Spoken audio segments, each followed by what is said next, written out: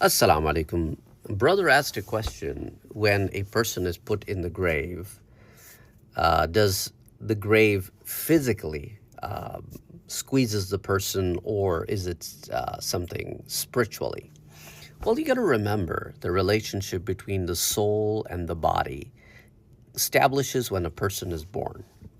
When the person dies, soul leaves the body, but the connection between the two remains.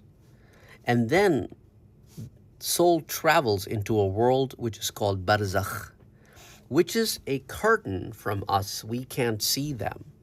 But of course, prophetic eye is something else, where Prophet ﷺ did look at what was going on in the world of barzakh for some of the graves that comes in the books of hadith. But without going into much detail, when things are happening in the world of barzakh, both the body and the spirit and the soul, they both feel it. If it is something good or if it's a punishment, they both feel it. But our eyes cannot comprehend, or our eyes cannot witness what's going on with the body. So when you open the grave, you may look at it's a skeleton, or you may see that the body is still intact. So whatever is going on in the world of barzakh is completely hidden from us, and for a reason. If it was not, then it would be impossible to live here. So it's sort of kind of a blessing from Allah subhanahu wa ta'ala that world of barzakh is not as open to us. So that's another thing for another day, that when you visit the graveyards, can the people of barzakh see us? We cannot certainly see them. But there is a reason that we say salam when we enter the graveyard, because if they're incapable of listening, period, then there's no point of saying salam to them. So the idea that you are saying salam to them, and it is not just a dua, you are basically saying salam with the word of nida, ya. That means they are capable of responding back. It's just like they can hear us, but we cannot hear their reply. But that doesn't mean that they don't reply.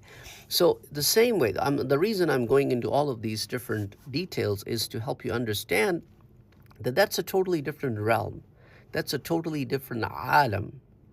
Whatever is happening over there, both the spirit and the body are feeling it. The body is buried in the ground.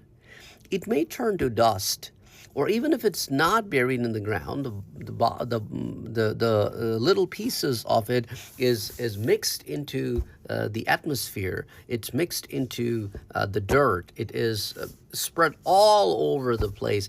Doesn't matter in what capacity body exists, it feels it. And to us, we cannot sense it.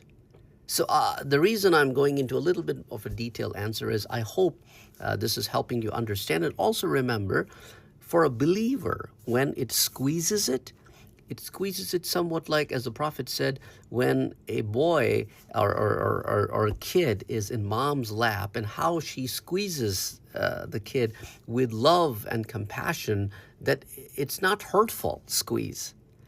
But on the other hand, for a disbeliever, it will be when the land squeezes, it will be a hurtful squeeze.